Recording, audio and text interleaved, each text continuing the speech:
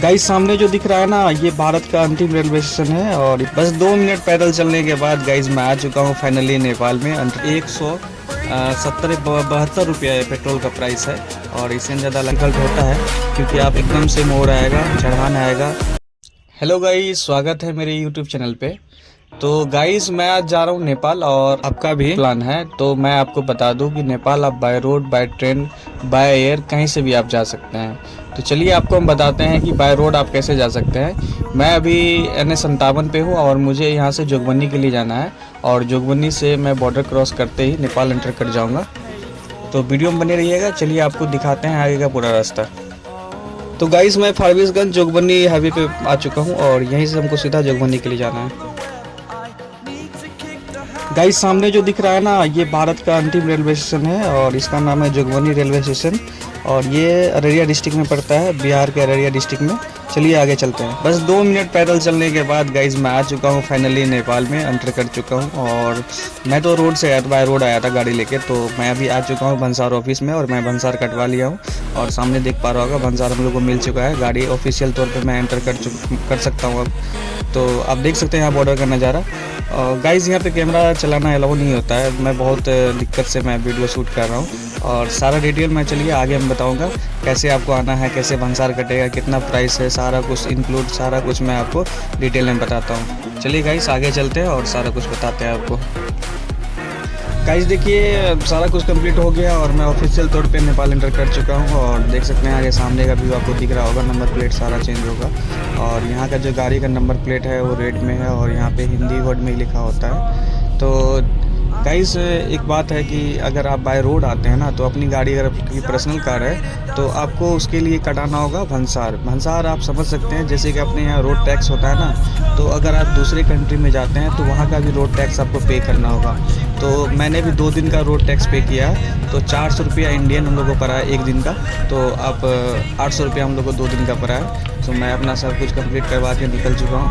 और अगर आप बाय रोड बाय ट्रेन आते हैं तो बाय ट्रेन में आपको कोई परमिट की ज़रूरत नहीं है, आप किसी भी एक आधार कार्ड से भी आ सकते हैं, आधार कार्ड आपका लगेगा और वही बॉर्डर पे कोई चेक तो करता नहीं है, लेकिन फिर भी आप अपने सेफ्टी के लिए कि आप किस देश के नागरिक हैं, इसके पास ID कार्ड रहेगा फिर तो पता चलेगा ना आप किस देश के नागरिक हैं, इंडिया के हैं या नेपाल के हैं। तो अगर आप इंटरनेशनल ट्रिप पे जा रहे हैं तो आपको एक ID तो रखना ही होगा।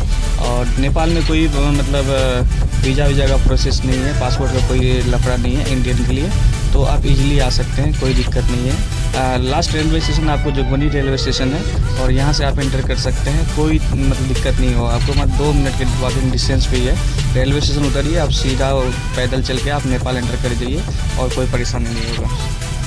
गाइस मेरी गाड़ी में फ्यूल नहीं है और मैं फ्यूल लेने आ रहा हूँ और देख सकते हैं यहाँ पे 170-72 रुपये पेट्रोल का प्राइस है और इससे ज़्यादा लगा सकते हैं कि यहाँ पे कितना महंगाई है, लेकिन ये नेपाली करेंसी में अगर इसको कन्वर्ट करेंगे तो इंडियन 107 रुपये के अराउंड आएगा।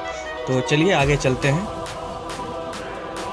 गाइस अगर आप पर्सनल कार से आ रहे हैं तो आपके पास ड्राइविंग एक्सपीरियंस होना बहुत ही ज़रूरी है, क्योंकि यहाँ का जो रोड है ना पूरा पहाड़ों से भरा हुआ रोड है और यहाँ पे आपका बेहतर ड्राइविंग स्किल होना ज़रूरी है कि यहाँ का रोड जो है ना पूरा एकदम जिग जैग वाला रोड है, पूरा पहाड़ी एरिया है। अगर आपको पहाड़ पे गाड़ी चलाने का एक्सपीरियंस नहीं है तो आप जो है किसी ड्राइवर को साथ ले लीजिए, क्योंकि नेपाल में मतलब गाड़ी चलाना और पहाड़ों में गाड़ी चलाना थोड़ा डिफ़िकल्ट होता है, क्योंकि आप एकदम से मोड़ आएगा, चढ़ान आएगा, डाउन जाएगा गाड़ी, ऊपर जाना, नीचे आना। गाइस चढ़ाने में दिक्कत तो नहीं होता है ना, नीचे उतारने में दिक्कत होता है कि आपको ड्राइविंग स्किल आपका अच्छा होना चाहिए।